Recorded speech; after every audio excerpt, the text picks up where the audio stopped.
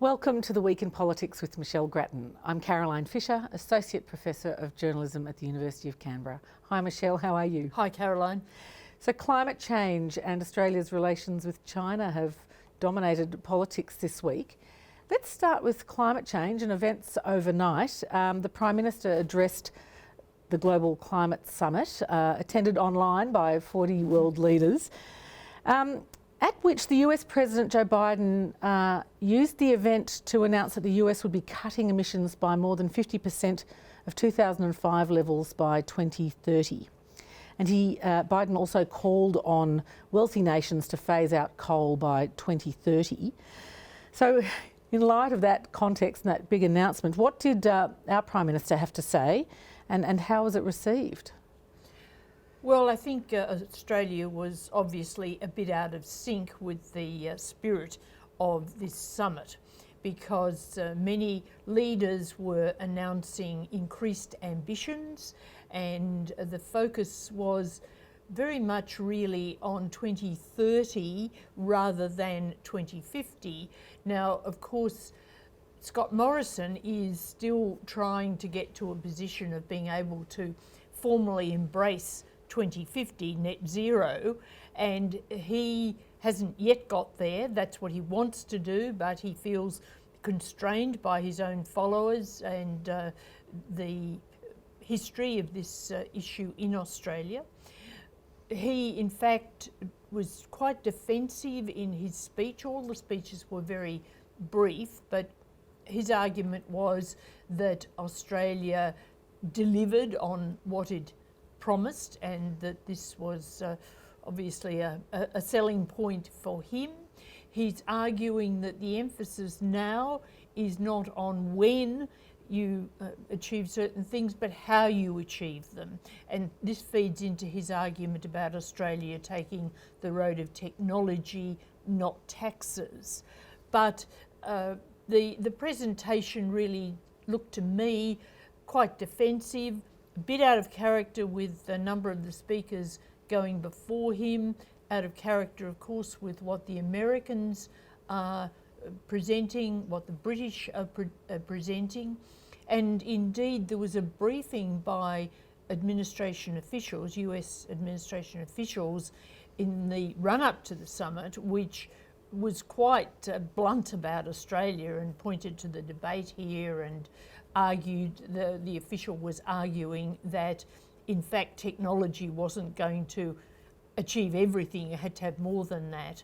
So I think that Scott Morrison might have been pretty glad when it was all over.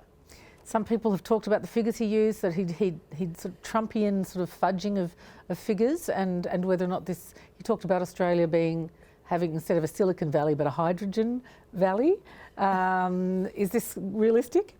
I think that's a bit of overhype, if we can put it that way. But of course, in the technology roadmap that the government has, hydrogen plays a big role, and that is obviously desirable. But you've got to be careful of over-promising when in fact, in terms of targets and achievements, you're under-promising. You're not going all that far. So on the figures side, well, of course, statistics and lies, we all know about that. So it does depend on how you're looking at things, what sorts of figures you're using, and I think all sides tend to adopt the figures that suit their arguments. And what about coal? Has he given any indication that he's going to heed these calls for a reduction in our exporting and dependence on coal? Certainly, I think in terms of exports, neither side of politics is wanting to be too tough on coal. But essentially what the argument in varying degrees from both sides is that in the end, technology and the transition in energy will determine how things go, and that of course inevitably means that you'll see less and less demand for and reliance on coal. And we have to remember too the role of market forces in all this, because investment decisions are also driving this transition in the energy scene. So indeed, and earlier in the week the Prime Minister addressed the Business Council of Australia, arguing that he wanted Australia to chart its own course to ensure that it maximise prosperity through the great energy transition of our time, he called it. But he also said that net zero emissions will not be achieved in the cafes, dinner parties or wine bars of inner city areas in Australia. What did he mean by this? Well, look, I think that this in part was just a cheap political shot. Whether it was his own line or whether some speechwriter thought it up, who knows, but it was a line I think he'd have been better not to deliver. But also in a more substantive sense, it was a way of differentiating his policy, the government's policy, from Labor's climate change policy and that of advocates, because there is a certain convergence going on, and Scott Morrison doesn't want to be seen on the same page as those who've been going down this net zero route for a long time. He wants to be seen as taking his own route there, as it were. Arguably, though, many of these people sitting in cafes and bars in inner cities have also been putting, solar panels on their roofs and taking personal action in the absence of government action, and in fact have been driving the reduction in emissions. Well, that's right, and even more relevantly, a number of people, of course, in that business audience would be living in the inner cities and enjoying the odd wine bar. And somebody pointed out on social media that under Scott Morrison's electorate office, there is indeed a wine bar. Well, he better not be seen going there too often. Let's now turn to China. So the Morrison government has ripped up the Belt and Road Agreement between the Victorian and Chinese governments. Was this unexpected? No, it wasn't. The government last year passed legislation that allowed it to review and, if it wished, quash agreements between state and territory governments, and also indeed public universities and other countries.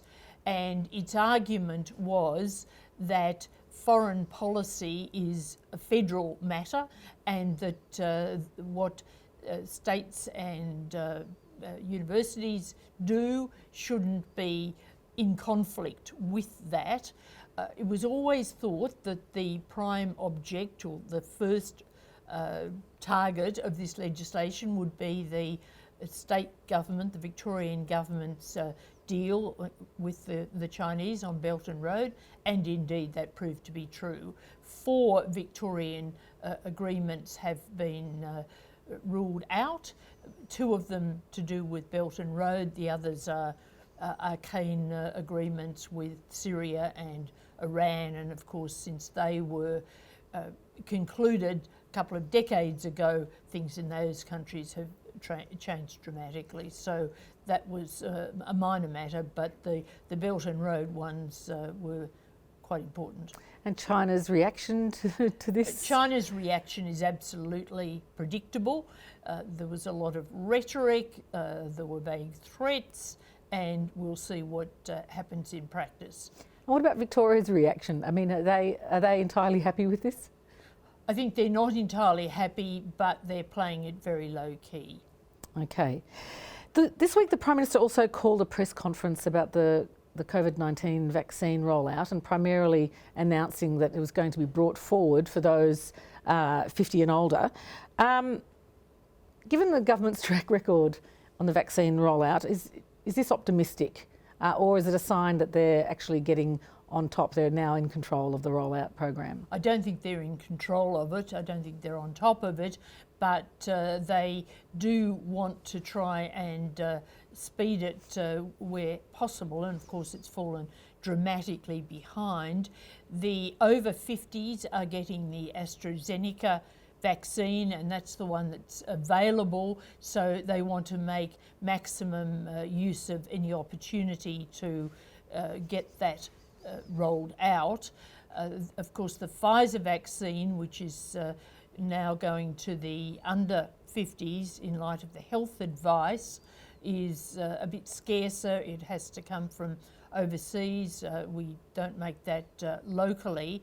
So the government's being very cagey about the numbers that it's getting each week of that, but it does think that where there are opportunities, where vaccines are available, let's get it out there. The other significant part of yesterday's announcement was that the premiers in particular, especially Western Australian Premier Mark McGowan, are concerned about the number of people coming from India who turn up with cases in quarantine. And so those coming from India, the numbers will be cut back, flights will be put off, some of those sponsored flights, sponsored by the government, and that will hit quite a few people who are returning from that country. We're talking here about Australian citizens and residents, of course, because the border generally is still shut and will be for the foreseeable future. Yes, I understand Canada's gone even further and stopped all flights from India, so we've just reduced, so it'll be interesting to see if we go further as well. I think we're cutting by cutting the numbers coming in of people by about 30%. Yeah, okay. Look, finally, the colourful National MP George Christensen has announced overnight that he's going to retire at the next election. Do you think he'll be missed? Maybe by the media.